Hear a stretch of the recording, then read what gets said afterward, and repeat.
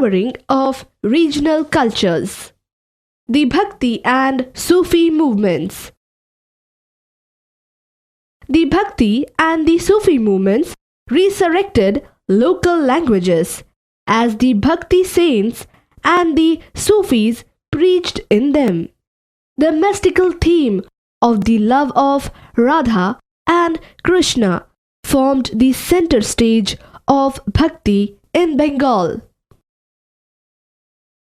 Chaitanya Mahaprabhu expressed himself in Sankirtans, a session of hymn singing by a group of devotees. Literature of hymns, biographic legends and dramas sprang up around them. In Maharashtra, devotional bhakti first appeared in the 13th century with Gyaneshwara. Several other saints, their simple ways endeared them to local people who could connect to them easily. The most important book in Assamese language during this time was Kirtan Gosa by Shankara Deva. Assam was swayed by a similar surge of Bhaktism, and the leaders of this movement were Shankara Deva and Madhava Deva. Guru Nanak, the founder of Sikhs, pioneered the Bhakti movements in Punjab. A number of poets followed Masood Fariduddin, and the Punjab rang with the music of their devotional songs. Hindi-speaking areas, Bhakti saints were worshippers of Rama. Ananda's disciple Kabir, though an unpolished rustic, used the colloquial language to compose hymns or dohas. His followers consisted of both Hindus and Muslims.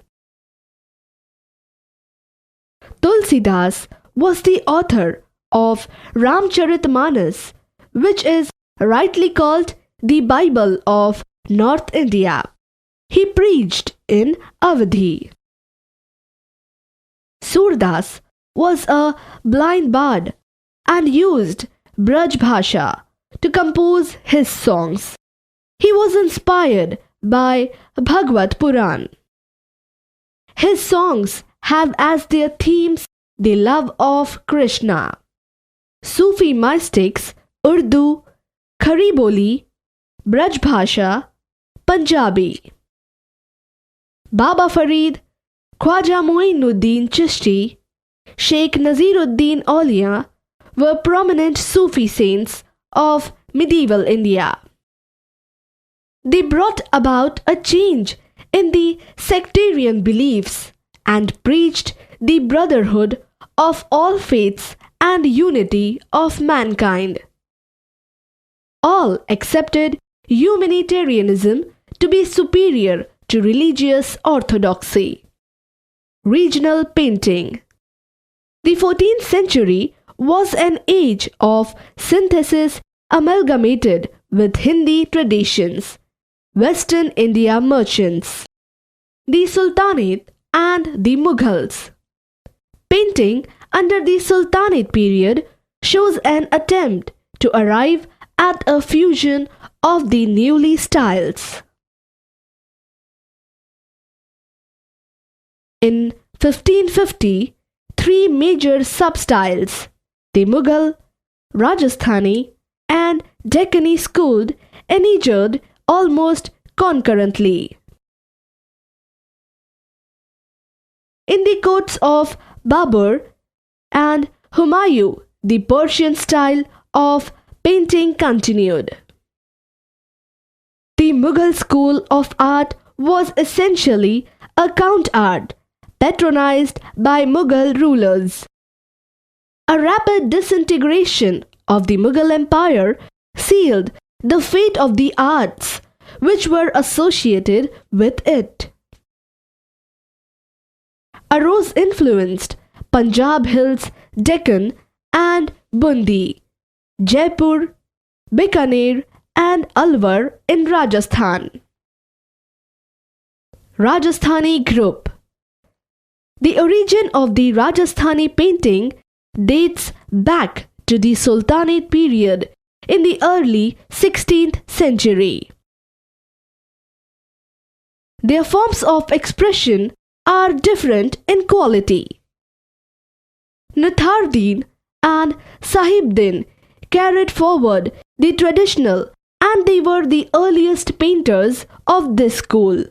During the early 18th century, sub-style of painting started within the Rajasthani group, particularly in Jaipur, Jodhpur and Kishangarh regions. The Deccan style. The Deccan Sultanates had an independent cultural tradition of their own. Bijapur, Ahmedabad and Golconda were important centers of art. They derived their forms of painting from the early Vijayanagar school. Punjab Hills Group. A vigorous art flourished in the Jammu Hills individuality. This style had themes like Krishna Leela, Ragamala, portraits and so on. Other regional styles.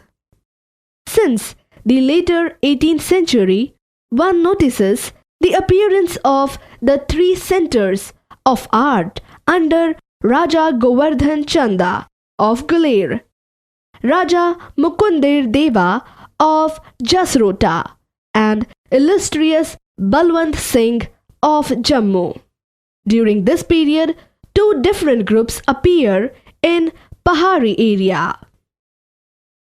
That is all in this topic. Till then, keep learning.